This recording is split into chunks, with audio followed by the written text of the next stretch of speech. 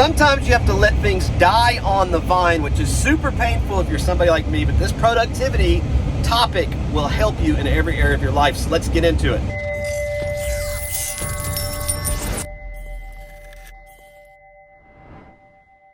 So letting something die on the vine, that's what I call it, because if you have something that's alive, that's on the vine, and you have to choose to let it die, it's extremely painful for somebody like me who's a perfectionist, who's a bit OCD.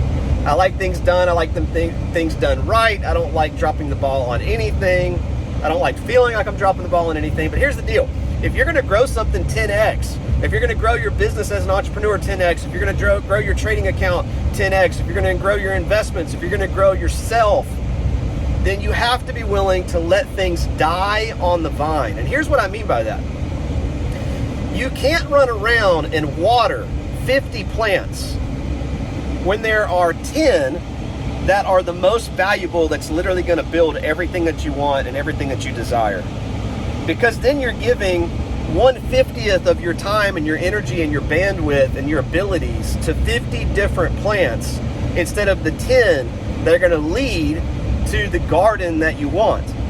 And in our life and in our business, it's the same exact thing. You can't follow 50 different people because you're going to sacrifice the information that you really need from a few credible sources.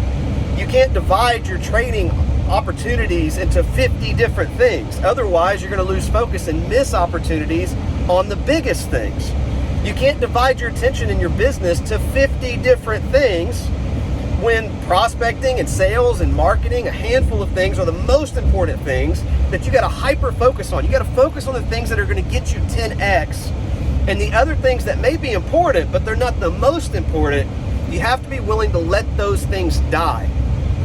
And that is painful for somebody like me. Some people don't have a problem with it. They're all just about growth. It doesn't matter what it costs. It doesn't matter if there's dead bodies on the side of their path to success. You know, like literally it doesn't matter. Like winning is the only thing that matters to them. And I'm not like that. I'm a people person. I'm a people pleaser. I'm working on that because you can't live your life as a people pleaser. It doesn't work that way. But innately, that's like who I am in my innermost being. And so I have to work on this all of the time, and I have to analyze, and I have a productivity system that would shock you. When I travel around the country and even outside the country, and especially when I used to be on a speaking circuit and used to speak everywhere to over 600 keynote presentations, audiences as large as 14,000 people. I mean, I've spoken to so many different audiences, and the biggest question I ever got, the biggest question I ever got almost after every single talk that I gave, because I follow a principle that people won't hear you until they know you. So anytime I address an audience, I like to share part of my story so they get to know who I am, what my background is, and what I actually do, and then I get into the subjects that I'm talking about. The number one question I get after speaking engagements regularly was, how do I do everything that I do? Because I got a lot of stuff on my plate. I run a portfolio of companies. I have a sizable investment in different arenas, different areas of investing. I have a rental property. I have a farm. I have a 2.5-year-old son. I'm a husband. I'm passionate about ministry and head up some fairly large ministry projects. I read the Bible 7 days a week. I read personal development 7 days a week. I work out like crazy. I'm extremely active. I love to travel. I mean, I love so many different things. And people always ask, like, how in the world do you get all that stuff done? And the truth is, I have a productivity system where I'm always analyzing, I'm always planning, I'm always thinking about what's most important. What can I eliminate? What can I delegate? What can I delete?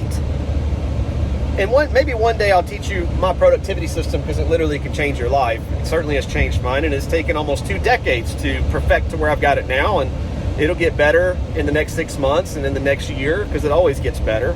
But my point is, you have to get really, really good at saying no to things that you don't want to say no to. You have to get really good at saying no to opportunities that don't serve your biggest opportunity. You have to get really good at saying no to distractions that look like and that actually are a legitimate opportunity. You have to be able to shave these things off, and even though they're alive, and even though if you gave them attention they would bear fruit, they distract you from the most important things that you should be doing to 10x your life. And when I say 10x your life, I'm talking about your income, your impact, your family, your legacy, your health, your spirituality, things that matter in life. There are a handful of levers that make the biggest difference, and everything else has to be ignored. Everything else has to be delegated, deleted, forgotten about, or let starve to death in order for you to execute on the most important things. So go through your calendar today. Ask yourself, are these things really serving the most important values that I have? Are they the best use of my time? Are they the best use of my bandwidth? Are they the best use of my resources? Are they the best use of my energy? And if they are, keep them, highlight them, promote them, double down on them. But if they're not, it may be painful, but you got to get good at saying no. Saying no is what allows you to say yes to the most important things, and you can't say yes to everything, or you'll just be average in a lot of different areas of life, and average sucks. You want to be above average. Health, relationships, marriage, children, ministry, mindset, education, finances. You want to be above average, so you got to say yes to the most important things, let everything else go. Today's going to be a great day, because I decided last night today was going to be a great day, and then I decided this morning it was going to be a great day. And it's going to be amazing. It's already been great, and it's going to get better. God bless you guys. We'll see you around. Bye for now.